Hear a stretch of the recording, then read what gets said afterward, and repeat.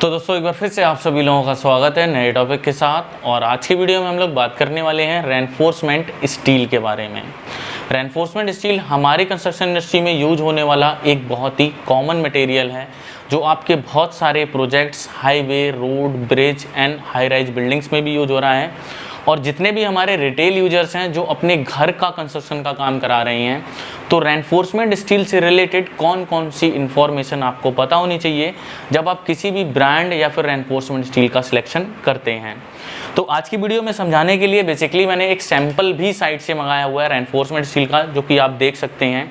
और इनमें भी कुछ काफ़ी सारी चीज़ें जो मेंशन होती हैं, जैसे कि आप देख सकते हैं।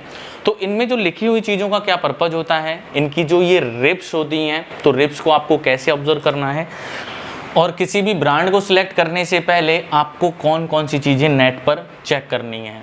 उसके पीछे का रीज़न है कि बहुत सारे ऐसे भी मार्केट में ब्रांड्स अवेलेबल हैं जिनकी खुद की मैन्युफैक्चरिंग यूनिट भी नहीं है। वो किसी अदर मैन्युफैक्चरिंग यूनिट से रेनफोर्समेंट स्टील बनवा रहे हैं, उसमें अपना ब्रांड और नेम का टैग देके वो मार्केट में बेच रहे हैं। तो ऐसे में जो क्वालिटी के जो एक थोड़े से पैरामीटर्स हैं, वो थोड़े से एक सर्टेनिटी रहती है कि पता नहीं किस तरीके से रहेगा। तो ऐसी चीज़ों से बचने के लिए तो वही सारी चीज़ें आज की वीडियो में हम डिस्कस करने वाले हैं। जहाँ तक की बात की जाए, जो आपके टॉप मोस्ट जो ब्रांड्स हैं इंडिया में, टाटा, जिंदल, सेल, एलिगेंट, तो ये काफ़ी सारे जो ब्रांड्स हैं ये प्रीमियम ब्रांड्स हैं और इनकी खुद की मैन्युफैक्चरिंग यूनिट है। तो यानी कि जब आप किसी शॉप पर रेनफोर्समेंट स्टील को बाई करने जाएं, तो बाई करते टाइम आपको कौन सी चीज़ें देखनी है और जाने से पहले अपनी इंटरनेट पे वर्किंग कौन सी करनी है, तो वही सारी चीज़ों के बारे में बात करेंगे।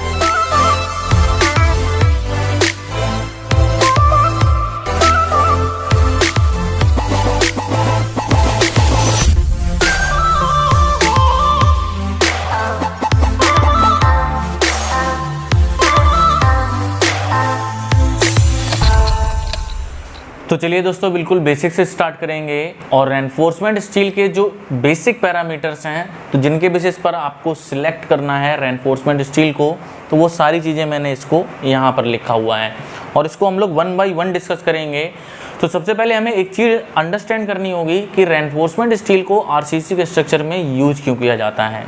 उसके पीछे का रीज़न होता है कि जो हमारी कंक्रीट होती है, तो वो कंप्रेशन में बहुत ही अच्छा लोड बियर करती है, यानी कि उसकी कंप्रेशन में स्ट्रेंथ बहुत अच्छी है।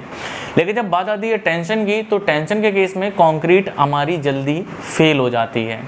तो यानी कि कंक्रीट में देखा जाए तो टेंशन का लोड ना ले पाने की उसमें वो एक डिफिशियंसी है, और उस डिफिशियंसी को ख़त्म करने के लिए हमें ये रेनफोर्समेंट स्टील उसमें प्रोवाइड कराना होता है, जिससे कि वो कंक्रीट से जो हमारा स्ट्रक्चर बने तो वो टेंशन में भी प्रॉपर लोड ले सके। जिससे कि क्या हुआ कि कभी इनकेस हमारे अर्थक्वेक आए या कभी जोल्ट वगैरह आते हैं, जब हमारी बिल्डिंग में मूवमेंट होती है, तो उनमें क्रैक्स वगैरह की प्रॉब्लम ना आए। तो ऐसी चीज़ें हमें तभी मिलेंगी जब टेंशन के केस में हम उसमें अच्छी क्वालिटी का रेनफोर्समेंट स्टील प्रोवाइड कराएंगे।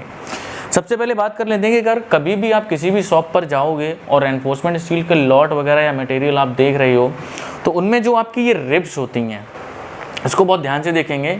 यानी कि ये जो आपकी रिब्स हैं, यानी कि ये जो रिब्स हैं आपकी, ये जो रिब्स ये प्रॉपर होनी चाहिए। जैसे कि इसमें आप देख रहे हैं कितनी अच्छे से इसका ये सैंपल है, ये जो बार आप देख रही हैं, इसमें आपको प्रॉपर क्लियर हो रहा होगा। ये रिब्स की जो इम्पोर्टेंस क्यों रहती है, क्योंकि जब कंक्रीट का जो बॉन्ड इसके साथ बनता है, तो जब बिल्डिंग में आपकी डेवलपमेंट लेंथ होती है, जो बीम और कॉलम के जंक्शन हो गए, इसके बाद में अर्थक्वेक के टाइम पर मूवमेंट होती है, तो जो कंक्रीट होती है वो इन रिब्स को ही पकड़ के रखती है, जिससे कि किसी भी टाइप की कोई भी मूवमेंट हो रही है तो ये बार आपकी कंक्रीट में स्लिप ना हो। तो ऐसे केसेस में इन रिब्स को आपको सबसे पहले चेक करना होता है। दूसरी कंडीशन होती है कि उनमें जंग वगैरह नहीं लगी होनी चाहिए, जो आपका कोरोजन वगैरह की प्रॉब्लम होती है। इसके बाद में जब आप बार को और ज़्यादा ऑब्जर्व करोगे, तो इसमें सबसे पहली रिक्वायरमेंट आ जाती है ISI मार्क की। तो यानी कि जितने भी आपके लीडिंग मैन्युफैक्चरर होंगे, जैसे कि ये बार है आपका एलिगेंट QST का, तो इसमें आपको दिखेगा ISI मार्क बीच में, जो कि आप देख सकते हैं।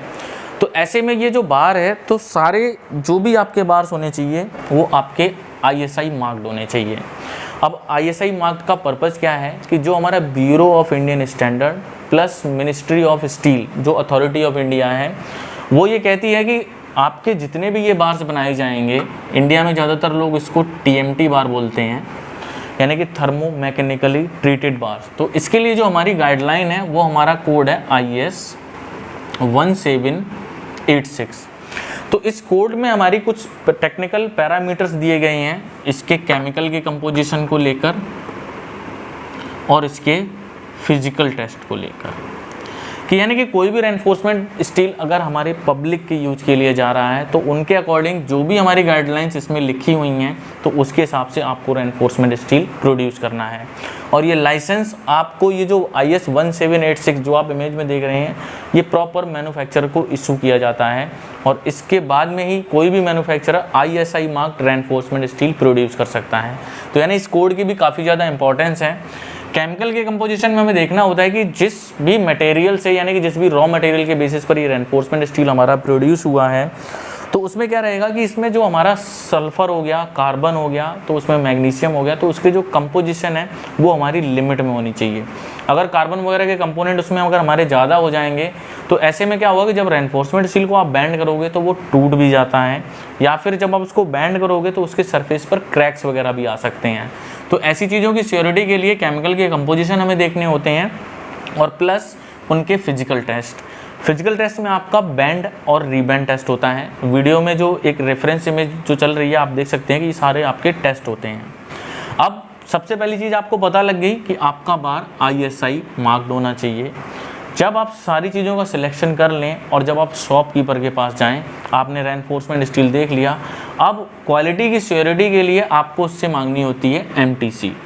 MTC क्या होता है कि बेसिकली ये होता है मैन्युफैक्चरर टेस्ट सर्टिफिकेट, और MTC वही लोग इशू कर सकते हैं जिनके मैन्युफैक्चरिंग प्लांट में ही खुद की एक स्टैब्लिश प्रॉपर लैब होती है। यानी कि जितने भी लॉट्स का जो प्रोडक्शन हो रहा है तो उनकी प्रॉपर टेस्टिंग होने के बाद में ही वो सारे आपके डिलीवरी के लिए मार्केट में भेजे जाएंगे। अगर मान लीजिए MTC वगैरह कोई भी रिटेलर आपको या शॉपकीपर आपको प्रोवाइड नहीं करा पा रहा है तो यानी कि फिर वहाँ पर क्वालिटी को लेके कुछ इशू है। लेकिन जो भी रिटेल में, जो भी मार्केट में आपको MTC का सर्टिफिकेट देता है, तो यानी कि जो भी मटेरियल साइट पर डिलीवर हुआ है या जो भी शॉप में या यार्ड में, तो उसकी प्रॉपर टेस्टिंग होने के बाद में ही वो वहाँ से डिस्पैच किया गया है। और MTC में आपको कौन सी डिटेल देखने को मिलेगी? केमिकल के कंपोजिशन की, रेफरेंस के लिए आप इमेज में देख सकते हैं, और फिजिकल टेस्ट की। तो इससे एक आपको एक सिक्योरिटी मिलती है। दूसरी चीज़ होती है कि जब कभी भी आप कोई भी ब्रांड सेलेक्ट कर रहे हो तो उसकी वेबसाइट पर जाकर एक बार क्लाइंट्स उसके ज़रूर चेक कर लें। क्लाइंट्स का मीन हो गया उसका क्लाइंट, जैसे कि गवर्नमेंट का NHAI है, CPWD है, PWD है, कोई स्टेडियम है, अदानी पोर्ट्स है, या कोई आपका एयरपोर्ट है। तो ऐसे में क्या होता है कि ये लोग किसी भी ब्रांड का अगर सिलेक्शन करते हैं तो एक तो उसमें नेगोशिएशन वगैरह तो होती होती है, प्लस उसके आपके थर्ड पार्टी की लैब टेस्टिंग भी होती है। थर्ड पार्टी की लैब टेस्टिंग में उनके जो सैंपल्स वगैरह होते हैं किसी भी कंस्ट्रक्शन में यूज करने से पहले वो उनके उसमें भेजे जाते हैं लैब्स में।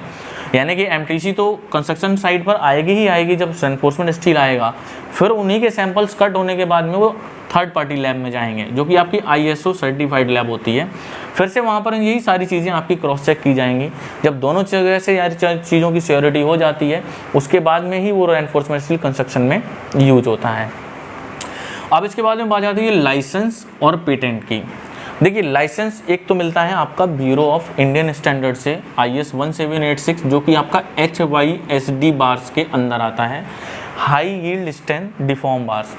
तो ऐसे केसेस में आपको license bureau of Indian standard ने दे दिया, लेकिन यहाँ पर ध्यान रखना है कि TMT बार को बनाने के जो वर्ल्ड में जो मेथड है वो सिर्फ दो हैं। यानी कि जो पेटेंट की बात कर रहा हूँ, पहला है थर्मैक्स और दूसरा है टैमकोर। टैमकोर सबसे लेटेस्ट टेक्नोलॉजी है जिसके बेसिस पर बहुत सारे मैन्युफैक्चरर उसको यूज कर रहे हैं। उसके बेसिस पर क्या होता है कि ये जो पेटेंट की जो परमिशन होती है कि जो इन्वेंशन है वो बेल्जियम की न्यूफील्ड कंपनी ने किया था।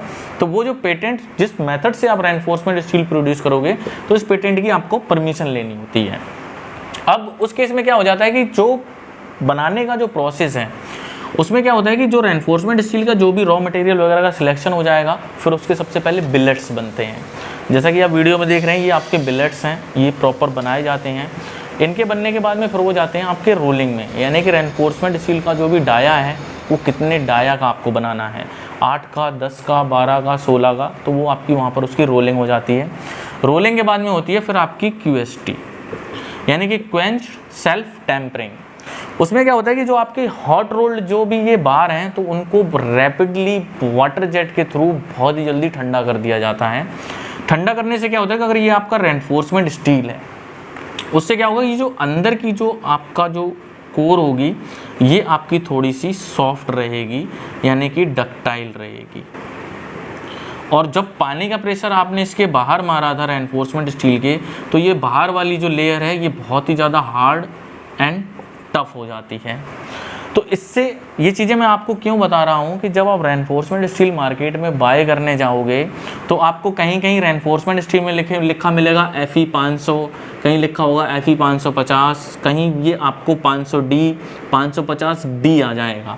तो ये चीज़ें भी आपको कंफ्यूज करेंगी, इनसे आपको कंफ्यूज नहीं होना है।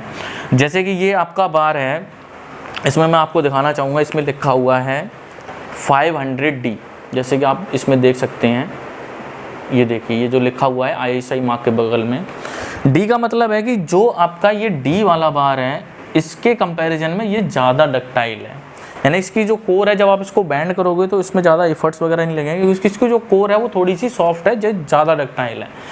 इसका यूज कहाँ पर होता है कि जितने भी आपके ये ज़्यादा हाई राइज बिल्डिंग्स होती हैं, जो कभी विंड के केस में या अर्थक्वेक में जब मूवमेंट होते हैं, तो ऐसे में डक्टिलिटी को प्रॉपर वो बियर कर सके, तो ये D वाले बार आपके देखने को मिलते हैं और प्रोजेक्ट्स में यूज भी होते हैं। तो दोस्तों, मैं आशा करता हूँ आज की वीडियो आप सभी के लिए हेल्पफुल रही होगी। अगर आपको मेरी वीडियो पसंद आई है तो इस वीडियो को लाइक करें, अपने दोस्तों के साथ शेयर करें और चैनल को जरूर सब्सक्राइब करें। अगर आपको कुछ अदर रिलेटेड इन्फॉर्मेशन चाहिए रेनफोर्समेंट स्टील से लेकर तो मुझे कमेंट सेक्शन में बताएं। तो ठीक है, हम लोग फिर मिलेंगे नई वीडियो के साथ, नए टॉपिक के साथ।